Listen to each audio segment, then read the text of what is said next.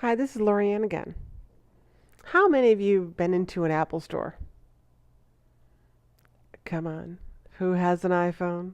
An iPad? Maybe an iTV?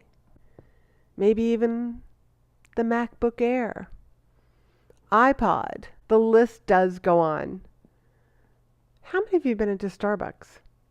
Come on, I'm not the only one who pays $5 for a latte.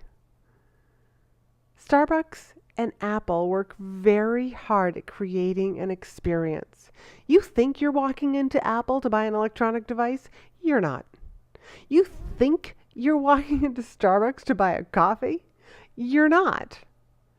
These two companies work very, very hard at creating an experience for their customers as soon as they walk in the door.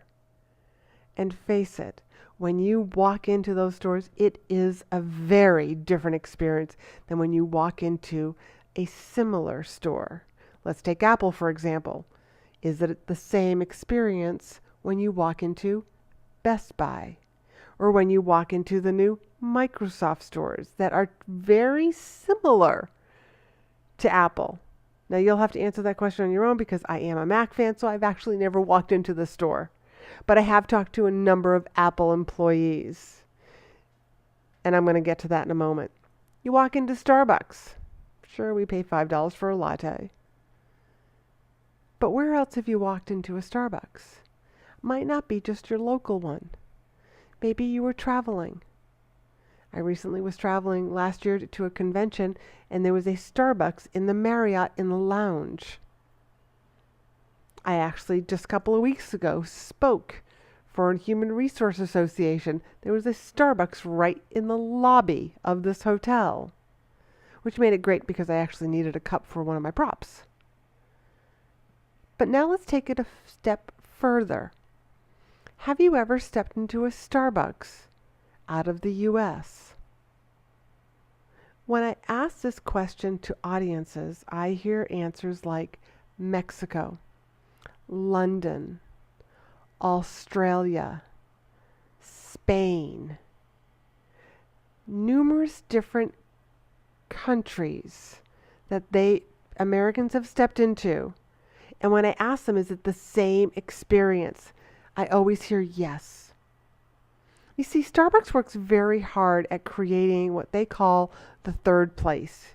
You've got home is one place, you've got work is your second place, and Starbucks is the third.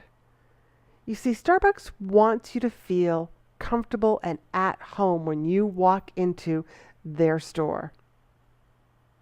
There are numerous books on the customer service, but the customer service is only as good as the leadership. And the same is true for Apple. Apple's customer service is only as good as the leadership. It really is a domino effect and trickles down. So think about it. What is it that these companies are doing that you might be able to apply to your business? These companies are outstanding at delivering a culture of service, a culture of leadership, and a culture of excellence. This is something that we are going to go more in depth in future modules.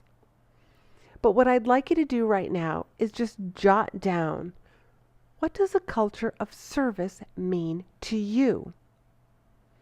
What does it mean to you personally, at home, and professionally in your work life? Then answer, what is a culture of leadership? Same thing, personally and professionally. Next, a culture of excellence. What does that mean to you? Personally and professionally. Take a few moments to answer those questions. I recently was reading where Howard Schwartz was, we are not in the coffee business serving people, but in the people business serving coffee. The Starbucks environment has become as important as the coffee itself.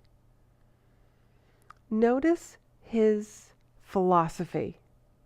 He's not in the coffee business.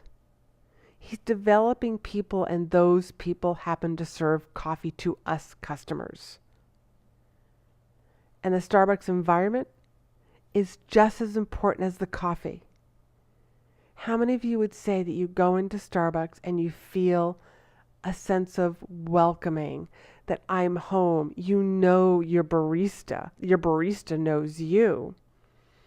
I joke with my barista because I will walk in and they don't even ask me anymore what I want because it's a particular time of the day.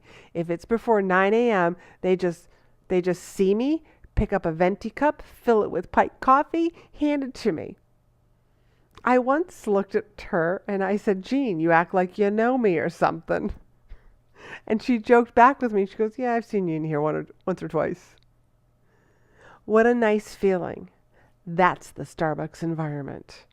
So think about your environment where you work. What sort of an experience are you making for your customers? We are going to go into much more detail into what that environment can be like and what it should be like. But just notice, if you were a customer walking into your company, you can be a customer, you can be a client, you can be a patient. If you are walking into your building, your office, what's their experience? What are they feeling? What do they see? What are they sensing? And if you're not sure what those answers are, what do you want them to see, feel, sense, understand? Take a few moments to answer those questions. And this brings us to the end. Hope you've enjoyed this. Join me on other videos.